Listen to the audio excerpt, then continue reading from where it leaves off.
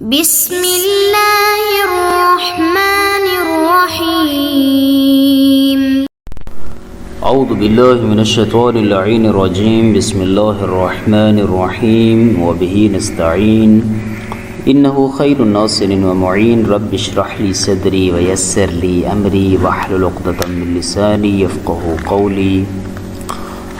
آج کی ہماری بحث تنبیہ رابع میں ہے کہ جہاں پر اصل سببی اصل مسببی پر مقدم ہے،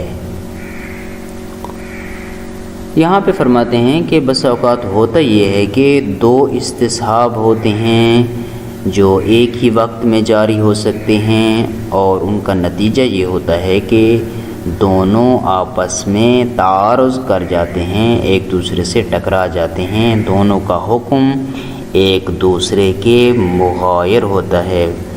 اگر ایک جو ہے مثلاً طہارت کو ثابت کر رہا ہے تو دوسرا جو ہے وہ نجاست کو ثابت کر رہا ہے، اگر ایک وجوب کو ثابت کر رہا ہے تو دوسرا حرمت کو ثابت کر رہا ہے۔ اب یہاں یہ جو ایک اصل سبب بھی ہے اور ایک اصل مسبب بھی ہے، یعنی ایک استصحاب کہ جو سبب میں جاری ہوتا ہے، اور ایک استصحاب ایسا ہوتا ہے کہ جو مسبب میں جاری ہوتا ہے۔ اگر سبب میں جاری کرتے ہیں تو نتیجہ کچھ ہوتا ہے، اور اگر مسبب میں جاری کرتے ہیں تو اس کا نتیجہ کچھ اور نکلتا ہے۔ اب یہاں پر کیا کیا جائے؟ کیا جب تعارض آ جاتا ہے تو کیا تساقط والے قاعدے پر عمل کیا جائے کہ اذا تعارض تساقطا، یا یہ ہے کہ نہیں بلکہ یہاں پر کسی ایک اصل کو، کسی ایک استصحاب کو دوسرے استصحاب پر مقدم کیا جائے؟ تو یہاں پر جو ہے وہ جس طرح کے عبارت سے واضح ہو رہا ہے کہ صاحب کتاب فرماتے ہیں کہ جو استصحاب سبب میں جاری ہوتا ہے وہ اس استصحاب پر مقدم ہوتا ہے کہ جو مسبب کے اندر جاری کیا جاتا ہے۔ اسے کہا جاتا ہے کہ اصل سببی اصل مسببی پر مقدم ہے۔ اس کی مثال کیا ہے؟ مثال یہ ہے جناب علی کہ ایک شخص کے پاس پانی موجود ہے، اور وہ پانی بھی جو ہے وہ پانی مائع قلیل ہے۔ اب اسے اس پانی کے متعلق شک ہوتا ہے کہ آیا یہ پانی پاک ہے یا پاک نہیں ہے۔ پہلے پانی پاک تھا، لیکن یہ ہے کہ اب شک ہوتا ہے کہ پانی پاک ہے یا پاک نہیں ہے، تو استصحاب جاری کرتا ہے کہ انشاءاللہ اب بھی یہ پانی، یہ مائع قلیل پاک ہوگا۔ اب جب اس کا پاک ہونا ثابت کر لیتا ہے تو کرتا کیا ہے؟ کرتا یہ ہے کہ وہ اسی پانی، اسی مائع قلیل کے ساتھ کسی ایسے کپڑے کو دھو دیتا ہے کہ جس کا نجس ہونا یقینی ہے۔ اب یہاں پر جو ہے دو کام کیے ہیں اس نے، ایک اس نے سبب میں استصحاب جاری کر دیا ہے اور اس کے ذریعے سے ایک مائع قلیل کے پاک ہونے کو ثابت کر دیا ہے، اور پھر اسی پانی کے ذریعے سے ایک ایسے کپڑے کو دھو دیا ہے کہ جو کپڑا یقیناً نجس تھا۔ اب یہاں پر جو ہے وہ فرماتے ہیں کہ اس کپڑے کو دھو لینے کے بعد دو استصحاب جاری ہوں گے، چونکہ یہاں پر دو شک ہیں، یہاں پر دو استصحاب جاری ہوں گے، ایک استصحاب سبب میں ہوگا اور ایک استصحاب مسبب میں جاری ہوگا۔ سبب میں استصحاب یہ ہوگا کہ جس پانی سے کپڑا دھویا تھا اس میں شک ہوتا ہے کہ آیا وہ پانی پاک تھا یا پاک نہیں تھا، تو وہاں پر اس نے کیا کیا؟ اس مائع قلیل میں استصحاب جاری کر دیا کہ یہ چونکہ پہلے پاک تھا، اب اس کے پاک ہونے کے بارے میں مجھے شک ہو رہا ہے، تو نتیجتاً استصحاب کہتا ہے کہ ابقاء ما کان علی ما کان، پس تیرا یہ مائع قلیل پاک ہے۔ جب یہ پاک ہے تو اس استصحاب کے جاری کرنے کا نتیجہ یہ ہوگا کہ وہ جو کپڑا دھو چکا ہے وہ بھی آٹومیٹکلی پاک ہے. کیوں؟ چونکہ پاک پانی سے اگر کسی نجس کپڑے کو دھو دیا جاتا ہے تو وہ بھی پاک ہو جاتا ہے. یہ ایک استصحاب ہے کہ جو سبب میں جاری کرتے ہیں. ایک اور استصحاب بھی یہاں پر موجود ہے کہ جو مسبب کے اندر جاری کیا جاتا ہے. وہ یہ ہے کہ یہ نجس کپڑا جو مائع قلیل کے ساتھ دھونے سے پہلے یقیناً نجس تھا، اب مائع قلیل کے ساتھ دھو لینے کے بعد شک ہوتا ہے کہ آیا یہ پاک ہوا ہے یا پاک نہیں ہوا. اب یہاں پر بھی استصحاب کے دونوں رکن موجود ہیں کہ کپڑا پہلے یقیناً نجس تھا، اس کا نجس ہونا یقینی تھا، اب ایک ٹائم کے بعد جو ہے وہ شک ہوتا ہے کہ آیا پاک ہوا ہے یا پاک نہیں ہوا ہے. تو یہاں پر استصحاب کرے گا اسی یقین سابق کا اور نتیجہ نکالا جائے گا کہ یہ کپڑا اب بھی نجس ہے. پس یہاں پر اگر سبب میں استصحاب جاری کرتے ہیں تو نتیجہ یہ ہے کہ یہ کپڑا پاک ہے، اور اگر مسبب میں استصحاب جاری کرتے ہیں تو نتیجہ یہ نکلتا ہے کہ یہ کپڑا نجس ہے. اب یہاں پر دو استصحاب ہیں اور دونوں کے اندر جو ہے وہ تعارض واقع ہو رہا ہے. اب یہاں پر کیا کیا جائے؟ یہاں پر علماء فرماتے ہیں کہ جو اصل سببی ہے، جو پہلا استصحاب ہے، اس کو ہم اصل مسببی یعنی دوسرے استصحاب پر مقدم کریں گے. پہلے کو کیوں مقدم کریں گے؟ اس لیے مقدم کریں گے کہ ہم نے یہاں پر سبب کے اندر جب استصحاب کو جاری کر دیا ہے اور استصحاب کو سبب میں جاری کرنے کے بعد اور اس مائع قلیل کے اس کے پاک ہونے کو ثابت کرنے کے بعد پھر مسبب میں جاتے ہیں، اور جب مسبب کے اندر جاتے ہیں تو وہاں پر کیا ہوتا ہے؟ وہاں پر ہم اسی پانی کے ذریعے سے کیا کرتے ہیں؟ کپڑے کو دھوتے ہیں. جب اسی پانی کے ذریعے سے کپڑے کو دھوتے ہیں تو آب طاہر پر جو اثرات جاری ہوتے ہیں وہ اس مائع قلیل پر بھی جاری ہوں گے، اور نتیجہ یہ نکلے گا کہ جو کپڑا نجس تھا اور اس پانی سے دھویا جا چکا ہے وہ آٹومیٹکلی پاک ہونا چاہیے. کیونکہ ظاہری سی بات ہے کہ جب پانی کی ہم نے پاک ہونا ثابت کر دیا ہے یقینی طور پر، اور استصحاب نے ہمیں یہ حکم دے دیا ہے، تو اس کے بعد اس سے جو بھی نجس چیز دھوئی جائے اس کا لازمی نتیجہ یہ نکلتا ہے کہ وہ پاک ہے. تو پس مسبب میں جو کپڑا موجود تھا آگے وہ بھی جو ہے کیا ہے؟ پاک ہے. اگر ہم اس کپڑے کو دیکھتے ہیں کہ جس کو دھویا گیا ہے تو اس میں فرماتے ہیں کہ اس کو قبول کیوں نہیں کر رہے ہیں؟ فرماتے ہیں اس لیے ہم قبول نہیں کر رہے ہیں کہ استصحاب کے اندر ہم نے شرط لگائی تھی کہ جب تک شک فعلی نہ ہو تب تک استصحاب جاری نہیں ہو سکتا ہے. پس استصحاب میں شک کا فعلی ہونا ضروری ہے. لیکن یہاں پر اب جب ہم نے مائع قلیل جس کو پاک ثابت کیا اور اس سے کپڑا دھو لیا، تو یہاں پر اب ہمارا جو اس کپڑے کے نجس ہونے کے بارے میں شک ہے وہ شک کے فعلی نہیں ہے. کیوں؟ جب ہم نے پانی کے اندر استصحاب طہارت جاری کر دیا ہے اور اس استصحاب نے ہمیں یہ یقین عطا کر دیا ہے کہ یہ تمہارا پانی پاک ہے، تو اس سے جو ہم نے کپڑا دھویا ہے اس کا لازمی نتیجہ یہ نکلتا ہے کہ اس نے یہ ہمیں یقین دے دیا ہے کہ یہ کپڑا بھی پاک ہے. اب کپڑے کی جو نجاست کا شک ہے وہ موجود ہی نہیں ہے، وہ شک فعلی رہا ہی نہیں ہے بلکہ وہ تو یقین میں بدل گیا ہے. اب جب یقین میں بدل گیا ہے تو بس یہاں پر شک کرنے کی جو گنجائش ہی موجود نہیں ہے اور استصحاب کے ارکان بھی پورے نہیں ہیں، تو اس اعتبار سے مسبب میں آپ استصحاب نجاست وہ جو ثوب ہے آپ اس کو جاری کر ہی نہیں سکتے ہیں. بس نتیجہ یہ نکلے گا کہ جو اصل سبب بھی ہے وہ اصل مسببی پر مقدم ہے. چونکہ جب سبب میں استصحاب جاری کر دیا ہے تو مسبب میں کوئی شک باقی رہتا ہی نہیں ہے، بس ارکان استصحاب یہاں پر تام و تمام نہیں ہیں، لہٰذا مسبب میں جو ہے کوئی استصحاب جاری ہوگا ہی نہیں، بس اصل سببی اصل مسببی پر مقدم ہے۔ یمکن ان یقال میں فرماتے ہیں کہ جب ہم یعنی ایک اور نقطے کی طرف اشارہ کر رہے ہیں کہ جب ہم سبب کے اندر استصحاب جاری کر دیتے ہیں تو اس کا نتیجہ یہ نکلتا ہے اور فائدہ یہ ہوتا ہے کہ یہ استصحاب جاری کرنا ہمارے لیے دلیل اجتہادی کے موضوع کو یقینی بنا دیتا ہے۔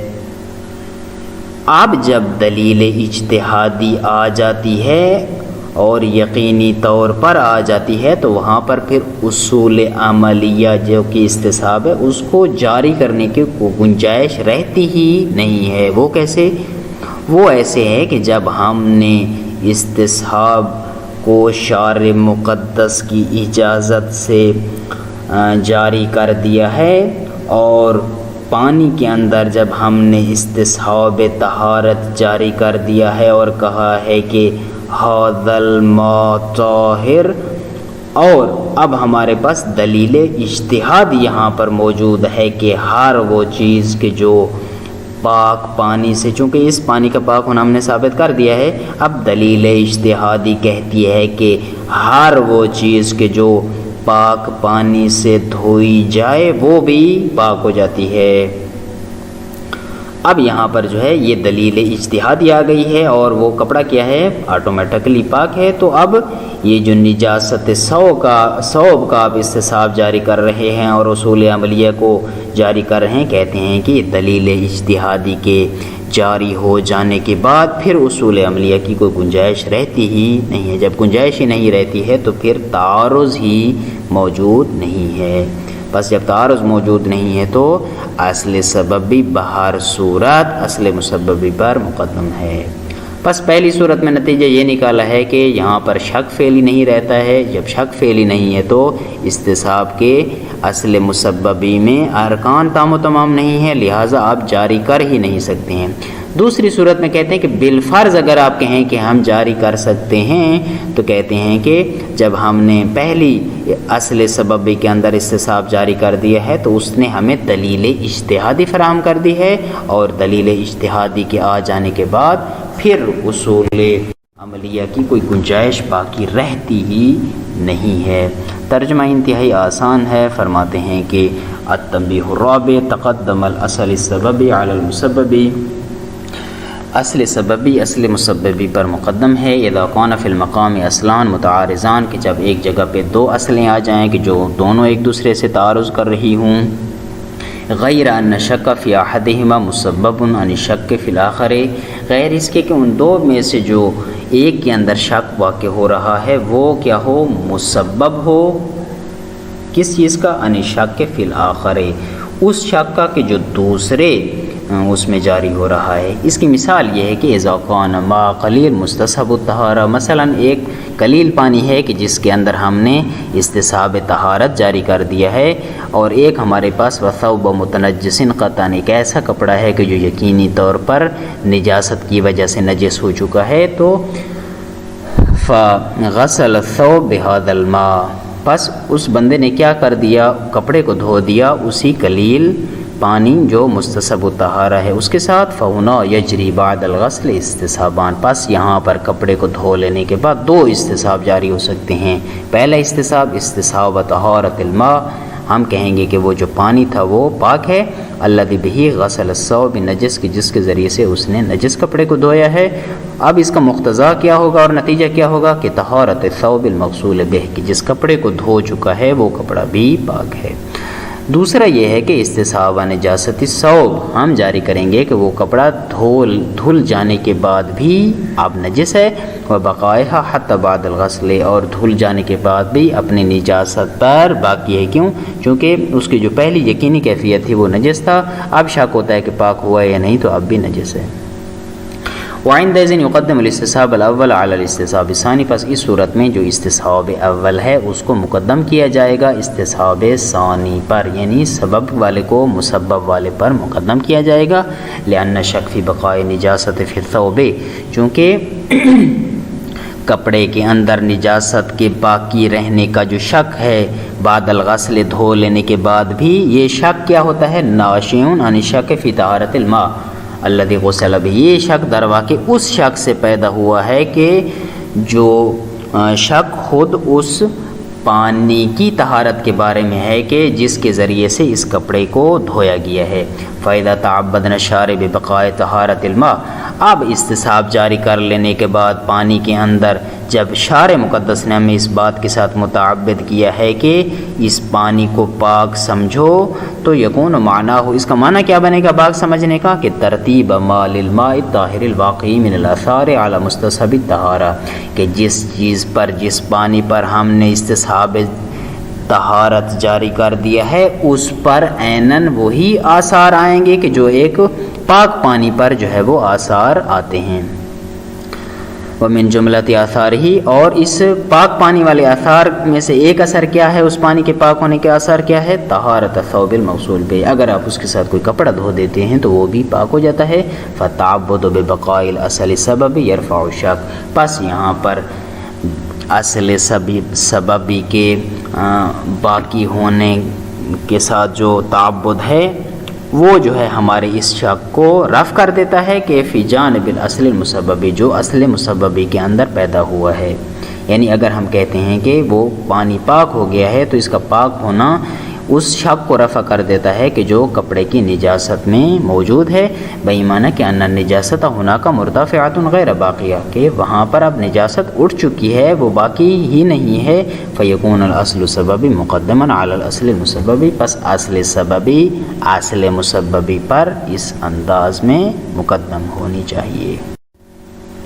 وَيُمْكِنُ يُقال، ممکن ہے کہ اب یہاں پر یہ بھی کہہ سکتے ہیں کہ ان الاصل سببی، یہاں پر جو اصل سببی ہے وہ کون سی ہے؟ یعنی استصحاب طہارت الماء، یعنی اس ماء قلیل کی طہارت کا جو استصحاب آپ نے جاری کیا ہے.